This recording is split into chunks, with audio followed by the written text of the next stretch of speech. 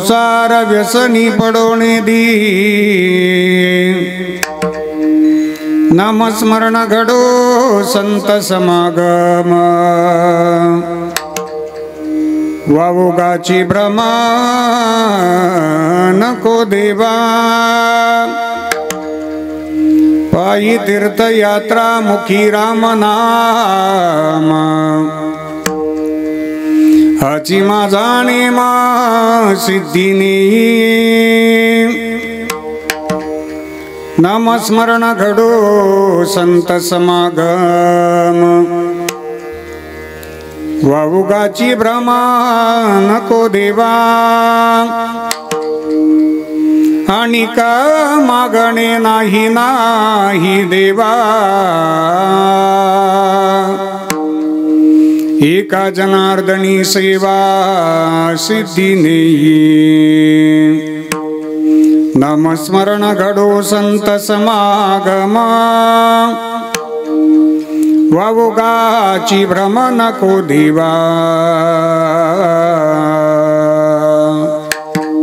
पंढरीचा देवराया पंढरीचा देवराया पंढरीचा देवराया पंढरीचा देवराया दंडवत तुझे पाया दंडवत तुझे पाया दंडवत तुझे पाया दंडवत तुझे पाया दंडवत तुझे पाया पंढरीचा देवराया दंडवत तुझे पाया दंडवत तुझे पाया दंडवत तुझे पाया पंढरीचा देवराया दंडवत तुझे पाया दंडवत तुझे पाया दंडवत तुझे पाया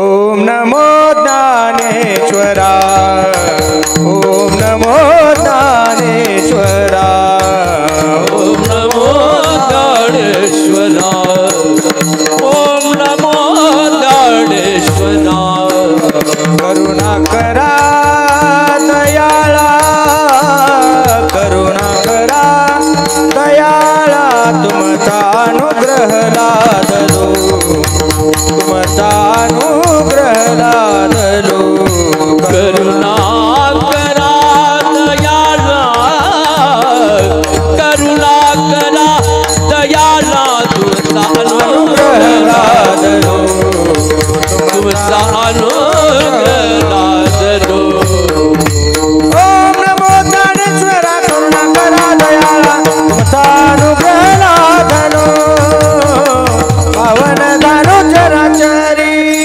ओम नमो ज्ञानेश्वरा करुणा करा दयाळा तुमचा अनुग्रह लादलो लादलो पावन झालो चराचरी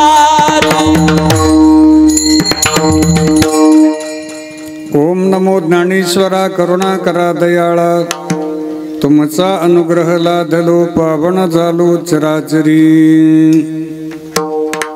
समचरण सरोजम चंद्रनीलांबुदाभं शगननिहितपानिं मंडनं मंडनानां तरुणतुलसीमाला कंदरं कंचनेत्रं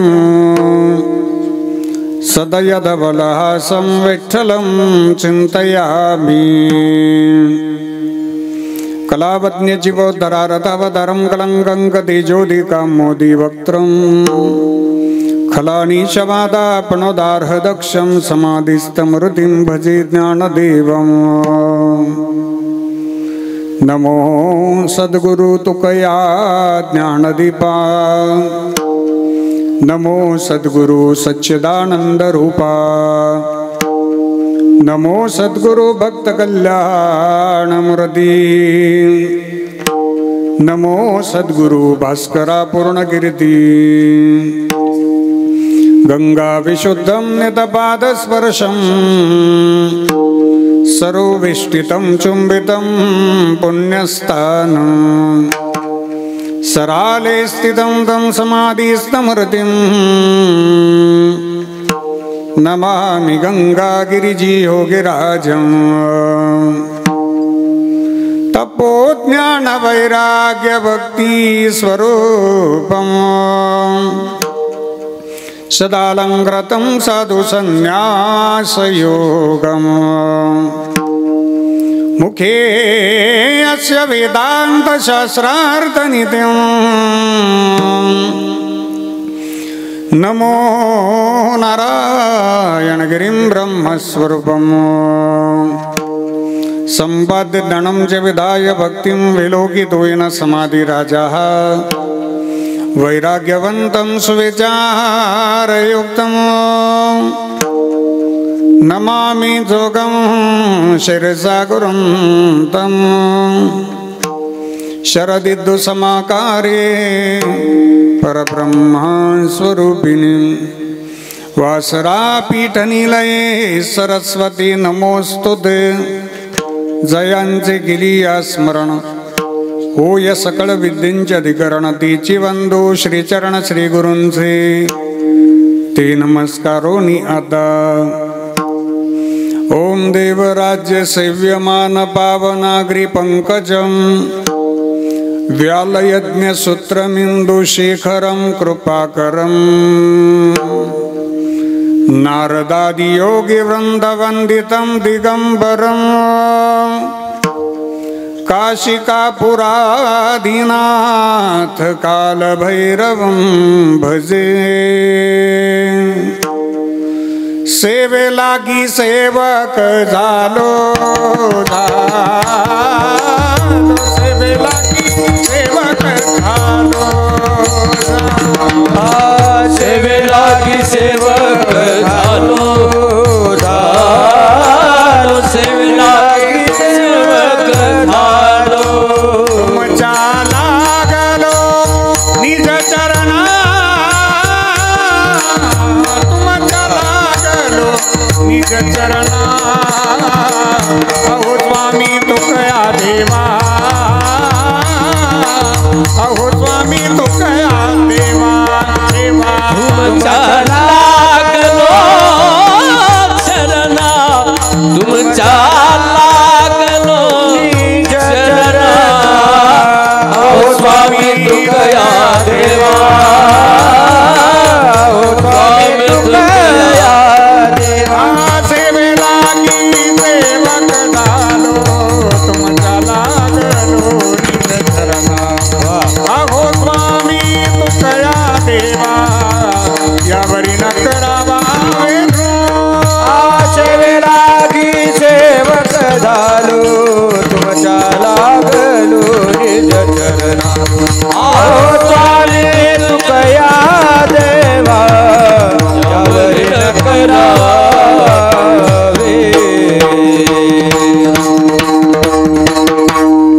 सेवे लागी सेवक झालो तुमच्या लागलो निज चरणा अहो स्वामी तुकया देवा यावरी न करावा अवहेरू देवा माझे मान लागो तुझे चरणी संसार व्यसनी पडो निधी नामस्मरण घडो संत समागम वावुगाची भ्रम नको दिवा अधिष्ठान दैवत भगवान श्री भैरवनाथांच्या चरणी साष्टांग प्रणाम करतो।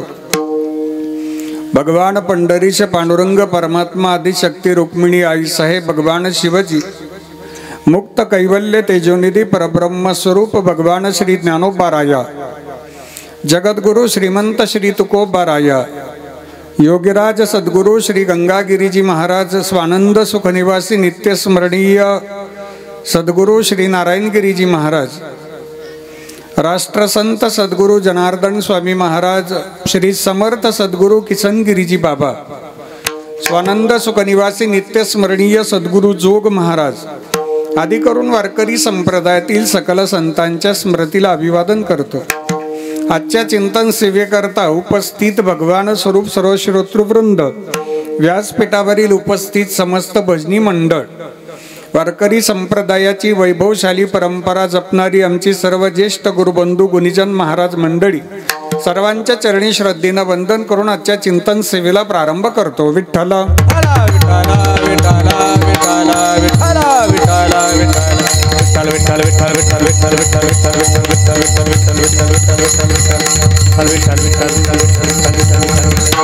आजच्या चिंतन सेवेकरता निरूपणाकरता घेतलेला अभंग संत श्रेष्ठ वैराग्य मुकुटमणी महाराष्ट्र भूषण श्री क्षेत्र पैठण निवासी शांती ब्रह्म श्री एकनाथ महाराज यांचा चार चरणाचा मागणीपर प्रकरणातील गोड असा चिंतनीय अभंग आहे. विठ्ठल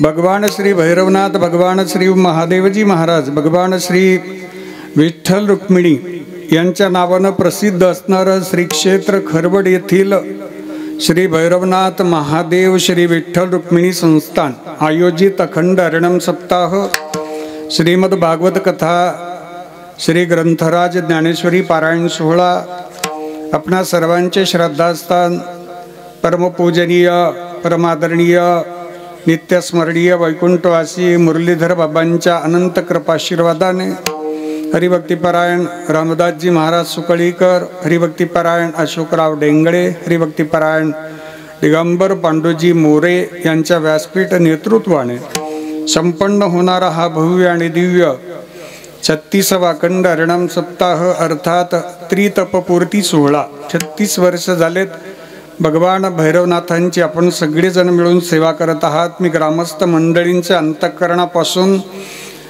खूप खूप आभार मानतो. या भक्त मंडळींच्या चरणी साष्टांग प्रणिपात करतो की आपण सगळ्या खरवडकर मंडळींनी हा सप्ताह जतन केलेला आहे. 36 वर्ष झालेत आपण भैरवनाथांची सेवा करतात. आपल्या सगळ्यांच्या अंतःकरणातील श्रद्धेला वंदन आहे. आणि महाराष्ट्रामध्ये आपल्या परिसरामध्ये सगळ्यात जागृत देवस्थान जर कोणतं असेल तर ते आपला अभिमान असणारं आपलं भैरवनाथ देवस्थान हे जागृत आहे. कुठेही कोणताही नवस करा, आपण कोणतीही संकल्पना देवाजवळ मांडा, आपण कोणताही संकल्प देवाजवळ करा, तो संकल्प अंतःकरणापासून जर असेल तर आतापर्यंत सगळेच्या सगळे संकल्प भैरवनाथांच्या कृपेनं आपले पूर्णच झालेले आहेत. या परिसरामध्ये भैरवनाथांची खूप मोठी कीर्ती आहे आणि जागृत देवस्थान आहे. 5-7 गावं असतील, 10-15 गावं असतील, अनेक भक्त मंडळी इथे येतात आणि भैरवनाथ सुद्धा आपल्या सगळ्या संकटांवर सहजरीतीने आपल्याला विजय मिळवून देतात. आतापर्यंतचा आपला विश्वास आहे. आपल्या आजोबा पंजोबांपासून हे देवस्थान आपण पाहतोय, उपासना करतोय, साधना करतोय, अखंड हरिनाम सप्ताहामध्ये सहभागी होतोय. 36 वर्षाची भव्य आणि दिव्य परंपरा सांभाळणारं आपलं हे गाव आहे. मी ग्रामस्थांना पुनश्च एकदा वंदन करेल. विशेषत्वानं गावातील ज्येष्ठ मंडळींनी मार्गदर्शन केलं आणि आपल्या गावातील सर्व तरुण मित्रमंडळींनी हा सप्ताहाचा योग घडून आणला. आपल्या परिसरामध्ये सध्या चर्चा असलेला सप्ताह एकच आहे. माझे सर्व गुरुबंधू येऊन गेलेत. हो, या सगळ्यांनी आपल्या खरवडच्या सप्ताहाला, भैरवनाथांच्या सप्ताहाला पहिल्या क्रमांकाचा पुरस्कार दिलेला आहे. अतिशय चांगल्या पद्धतीचं नियोजन आहे. आपल्या सगळ्यांच्या नियोजनाला अंतःकरणापासून वंदन. आल्यानंतर खूप आनंद वाटला. तरुणांचं नियोजन आहे, ग्रामस्थ मंडळी, ज्येष्ठ मंडळी, माझ्या माता बहिणींचा सगळ्यांचं सहकार्य आहे, सगळ्यांचे आशीर्वाद आहे. या सगळ्यांच्या आशीर्वादामुळे, सहकार्यामुळे आपण हा सप्ताह संपन्न करत असतोय. म्हणून आज या जागराची सेवा, तुमच्या सर्वांच्या दर्शनाचा योग, हा राज्यस्तरीय कीर्तन महोत्सव आहे. आमचे सर्व गुरुबंधू येऊन गेलेत ना, ते सगळेच्या सगळे आपल्या सगळ्यांचं तोंड भरून कौतुक करतायत. सगळ्यांनी माझे फोन झालेत, संपर्क झाला. अतिशय सुंदर सप्ताहाचं नियोजन आणि कालभैरवनाथांच्या दरबारामध्ये सेवेचं नियोजन अतिशय सुंदर आहे. नाथांच्या दरबारातली सेवा आणि दररोजची सेवा थोडासा फरक सांगतो. दररोजची जी सेवा असते, दररोजची धर्ममंडपातील जी सेवा असते ती मंडपातली धर्ममंडपातली सेवा असते आणि भैरवनाथांच्या दरबारातली सेवा आहे ना, ही देवघरातली सेवा आहे. अतिशय पुण्य आणि पवित्र हे चैतन्य या परिसरामध्ये, या भगवंताच्या दरबारामध्ये मला आल्यानंतर अनुभूतीला आलेत. म्हणून आजच्या सेवेचा गोड असा सुंदर योग ज्यांच्या प्रेमास्तवाला गेली 7-8 वर्ष झालेत आपल्या सप्ताहामध्ये ज्यांची मृदंगाची सेवा आहे, आपल्या गावावर ज्यांचं विशेष प्रेम आहे, महाराष्ट्रातील सुप्रसिद्ध मृदंगाचार्य, मृदंग अलंकार, गोड स्वभावाचं गोड व्यक्तिमत्व की ज्यांनी मृदंग क्षेत्रात अल्पावधीत गरुड झेप घेतली, आपल्या परिसरामध्ये वारकरी शिक्षण संस्थेची स्थापना केली. जवळजवळ 70 ते 80 विद्यार्थी ज्यांच्या संस्थेमध्ये अध्ययन करतायत ते माझे जिवलग मित्र हरिभक्ती परायण मृदंगमणी माऊली महाराज कदम. माऊली दादांना वंदन आहे. माऊली दादा नगर जिल्ह्यामध्ये सुद्धा मृदंगाच्या सेवेला येत असतात. महाराष्ट्रामध्ये जेवढी तोला मोलाचे मृदंगाचार्य आहेत ना, त्यांच्यामध्ये माऊली दादांचं नाव अतिशय आदरानं घेतलं जातं. आणि आमचा स्वाभिमान आणि आमचा अभिमान म्हणजे माऊली दादा आहेत. त्यांच्या माध्यमातून अनेकदा या परिसरामध्ये, हिंगोली परिसरामध्ये अनेकदा सेवेचा योग आला. त्यांच्याच माध्यमातून सोनू दादांचा परिचय झाला. त्यांच्याच माध्यमातून चंद्रशेखर दादांचा परिचय झाला, ज्ञानूदादांचा परिचय झाला. आणि आजचं कीर्तन सौजन्य ज्यांचं आहेत, ज्यांनी आजची कीर्तन सेवा स्वीकारलेली आहेत, ते सन्माननीय गोपालदादा मस्के पाटील. त्यांच्याकरता जोरदार टाळी वाजवा गोपालदादांकरता. जोरात जोरात जोरात जोरात जोरात. आपल्याला 7ही दिवसामध्ये ज्यांनी ज्यांनी कीर्तन सौजन्य दिलत ना, त्यांचं अंतःकरण खूप मोठं आहे. अतिशय चांगल्या पद्धतीचं सौजन्य कीर्तनाचंही दिलेलं आहे, श्रीमद भागवत कथेचंही दिलेलं आहे, अन्नदानाचं सुद्धा दिलेलं आहे. या सप्ताहामध्ये गुरुजी जेवढ्या अन्नदात्यांनी आपल्याला योगदान दिलत ना, त्यांचं अंतःकरणापासून आपण टाळी वाजून कौतुक करूया. जोरात जोरात जोरात जोरात. आपल्याला अन्नदात्यांचं कौतुक करणं म्हणजे त्यांनी दिलेल्या सेवेची त्यांना शाबासकी देणं आहे. भगवान भैरवनाथ त्यांना नक्कीच शाबासकी देतील, त्यांच्यावरती कृपा करणारच आहेत. म्हणून या सर्व दातृत्व आणि औदार्य दाखवणाऱ्या सर्व मंडळींना मी अंतःकरणापासून वंदन करतो. गायनाचार्य, भजन सम्राट, संगीत अलंकार, स्वररत्न की ज्यांचा गायन क्षेत्रामध्ये महाराष्ट्रामध्ये अतिशय खूप मोठं नाव आहे आणि उच्चस्तरीय एक आदरणीय वंदनीय गायन क्षेत्रातलं नाव आहे.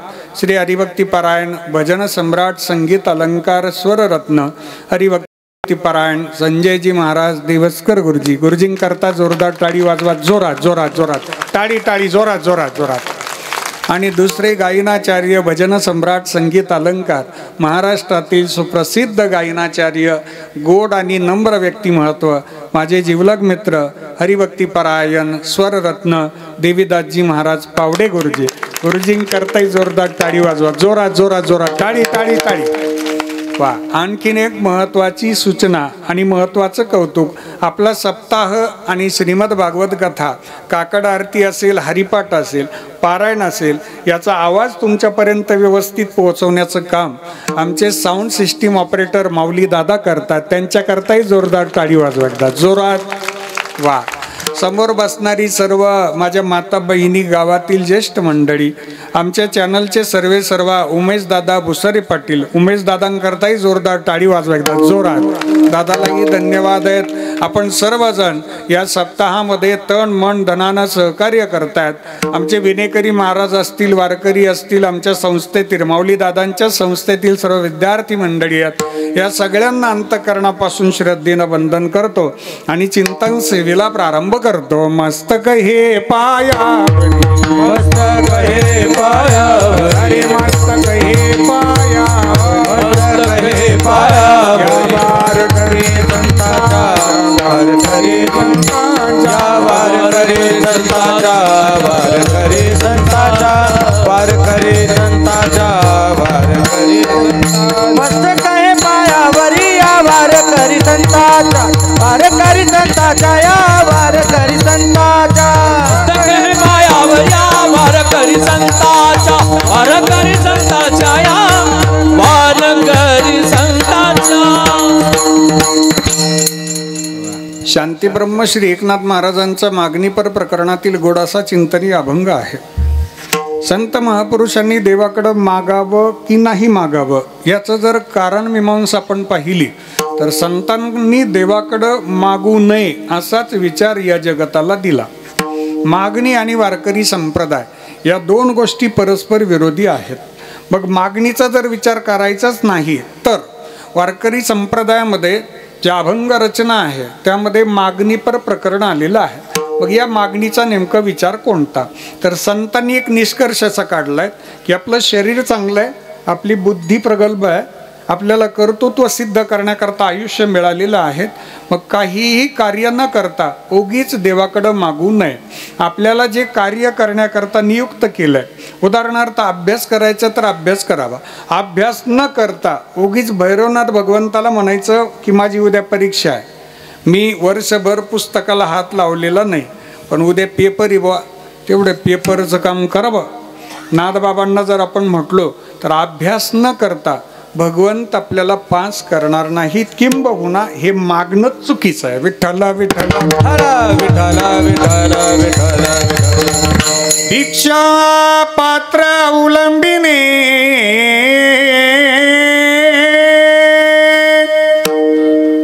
सळोजीने लाजिरवाने ऐसिया नारायणी नुपेक्षिजे सर्वता. भिक्षापात्र अवलंबिणे जळोजीने लाजिरवाणे ऐसी अशी नारायणे नुपेक्षिजे सर्वथा. माझ्या माता बहिणींनी दररोज स्वयंपाक न करता देवघरात जाऊन बसल्या आणि देवाला म्हटल्या एवढं स्वयंपाकाचं नियोजन करावं, आता आम्ही बसून राहतो, असं जमेल का? माझे पुरुष वर्ग, जर आपण वर्षभर शेतीत कष्ट न घेता फक्त देवाजवळ जाऊन बसलो, देवा ही पेरणी तुम्हीच करा, ही नांगरणी तुम्हीच करा, हे पिकाचे व्यवस्थापनही तुम्हीच करा, आम्हाला फक्त ॲव्हरेज द्या, चालेल का असं? तुका म्हणे जीव भाव देवा पायी ठेवून या काही न मागती. किंवा तुका म्हणे करी ब्रह्मांड ठेंगणे हात पसरी जिने दिक्के त्याचे. विठ्ठला विठ्ठला तुमचं माझं जे मागणं आहेत आणि संतांचं जे मागणं आहेत यात फरक आहे. तुमचं माझं मागणं हे फक्त स्वतः करत असते. भैरवनाथ भगवंताकडे आपण येतो, देवा आम्हाला सुखी ठेवा, पण संत महापुरुषांचे 2 हात आणि 3रं मस्तक हे स्वतः करतानाही झुकलेलं. त्यांनी देवाजवळ जे मस्तक टेकवलं ते या विश्वाच्या कल्याणाकरता टेकवलं. जगाच्या कल्याणा संतांच्या विभूती देह कष्टविती परोपकार आहे. 700 वर्षापूर्वी कैवल्य साम्राज्य चक्रवर्ती माऊली श्रीमंत श्री ज्ञानेश्वर महाराजांनी खांद्यावर भगवत धर्माची भगवी पताका घेतली आणि या विश्वाच्या आनंदाकरता प्रतिज्ञा केली. स्वतःच्या आनंदाकरता नाही तर विश्वाच्या आनंदाकरता माझे ज्ञानदादा प्रतिज्ञा करतात. अवघाची संसार सुखाचा करीन, अवघाची संसार सुखाचा करीना, सुखाचा करीना, अवघाची संसार सुखाचा करीना, अवघाची संसार सुखाचा करीना, अवघाची संसार सुखाचा करीना, अवघाची संसार सुखाचा करीना, अवघाची संसार सुखाचा करीना. आनंदे भरीना तिन्ही लोक, आनंदे भरीना तिन्ही लोक, आनंदे भरीना तिन्ही लोक,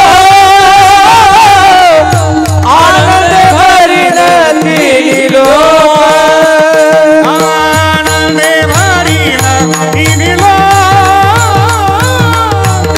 आनंदे भरीना तिन्ही लोक, आनंदे भरीना तिन्ही लोक, आनंदे भरीना तिन्ही लोक. गाईन गे माये दया पंढरपुरा, गाईन गे माये दया पंढरपुरा, गाईन गे माये दया पंढरपुरा, गाईन गे माये दया पंढरपुरा, गाईन गे माय दया पंढरपुरा, गाईन गे माय दया पंढरपुरा, गाईन गे माय दया पंढरपुरा, गाईन गे माय दया पंढरपुरा.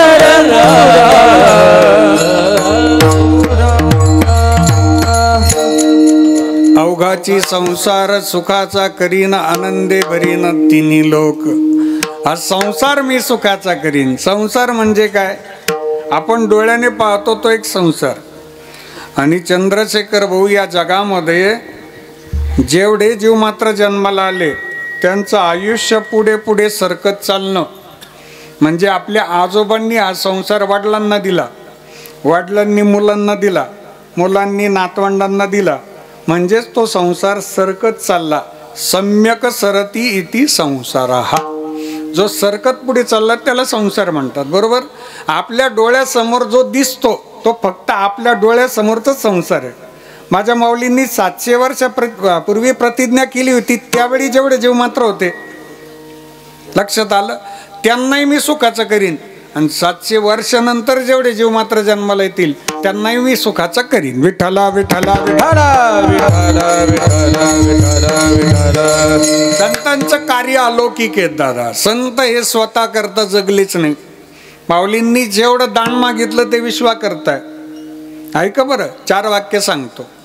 स्वतः करता मागितली जाते ती भीक असते 1, परिवाराकरता मागितली जाते ती भिक्षा असते 2, गावाकरता मागितलं जातं ते दान असतं 3, आणि विश्वाच्या कल्याणाकरता मागितलं जातं ते पसाय दान असतं 4. एवढे 4 वाक्य प्रसाद म्हणून लक्षात ठेवा. 9 ओव्यांचं पसायदान.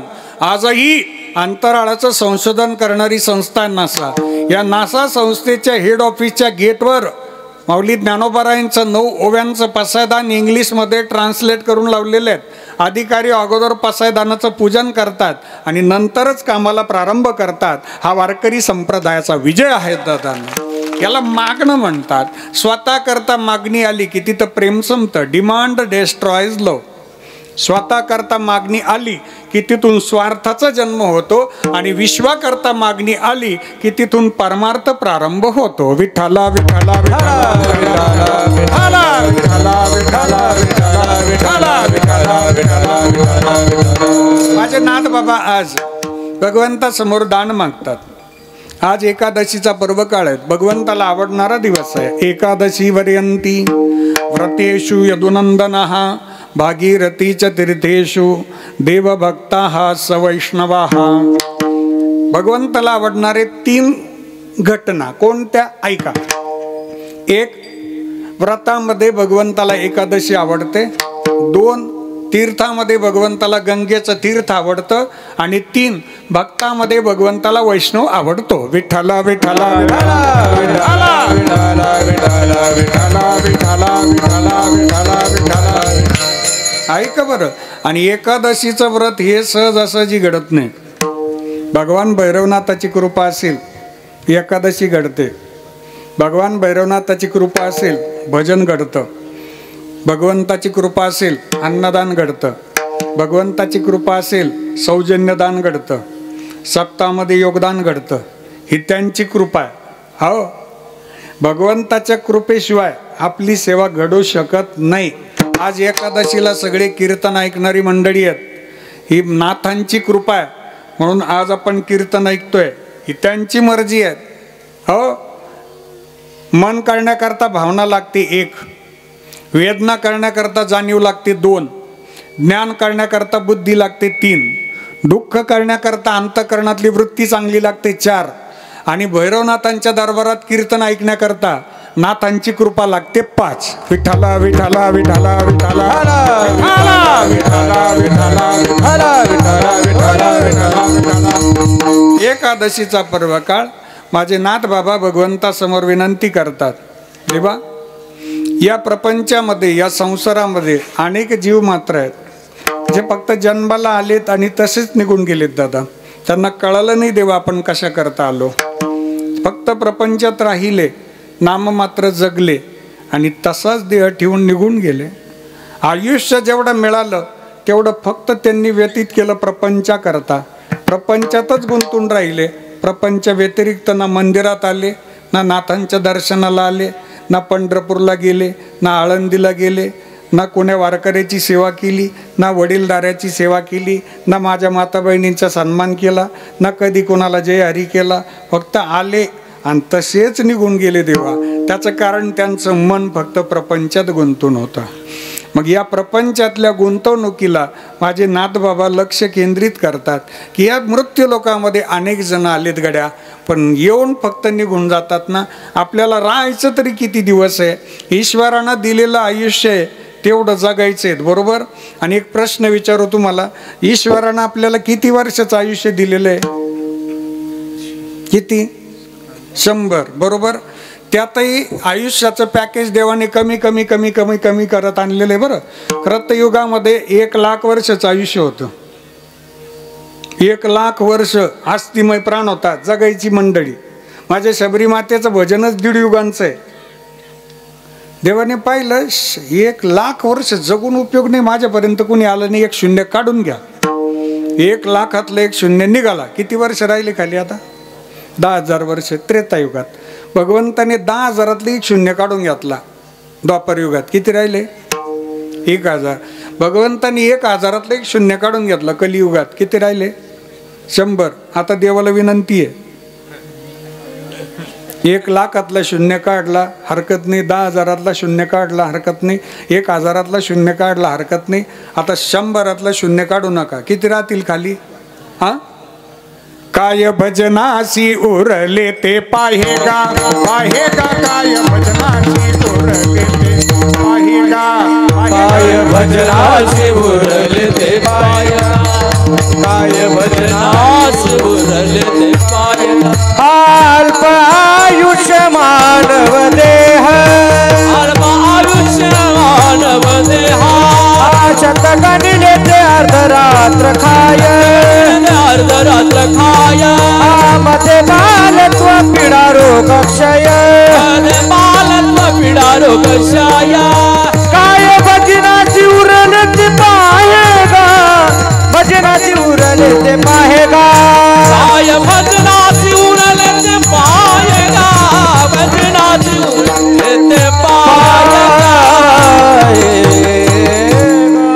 टाळी वाजवा महाराजांकरता एकदा जोरात जोरात जोरात जोरात जोरात जोरात.